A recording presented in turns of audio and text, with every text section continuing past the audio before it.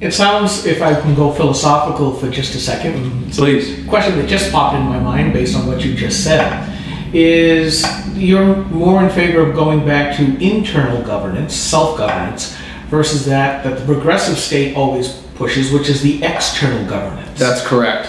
And is there an advantage to that versus all of these laws and regulations that would consider to be the external morality? Absolutely. Well, first of all, from a framer's standpoint of the Constitution, this is a government of, by, and for the people. And so all of the power that the government has originated with the people. It was given to the government.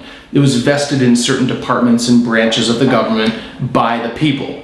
So unfortunately, at different stages in New Hampshire history and U.S. history, but we're talking on the state level right now, the people have dispensed slowly certain amounts of power to governments, to the government, which has unfortunately come back to bite them. To give you a specific example, in 1978, the legislature granted rulemaking authority to the Chief Justice of the Supreme Court over the entire judiciary. And that happened in the form of a constitutional amendment called Part 2nd, Article 73A. 73A vested all of the rulemaking authority for the judiciary in 5 people, the Chief Justice and the 4 Associate Justices of the Supreme Court.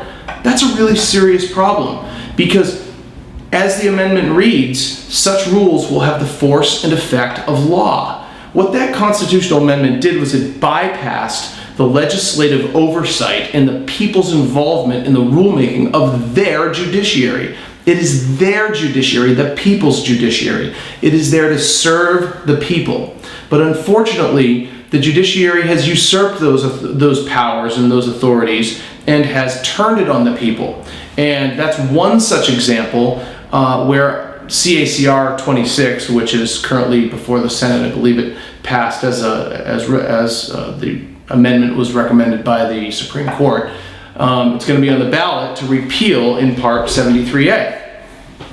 So, getting back to answer your question, internal governance is a governance by the conscience. It's governance by the common law, so to speak. And it's common law, really, is the law of the conscience.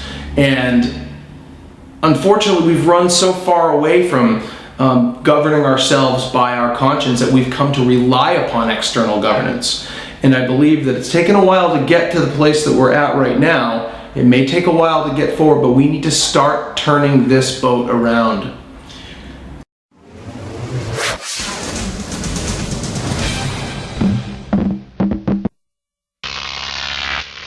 GrokTV.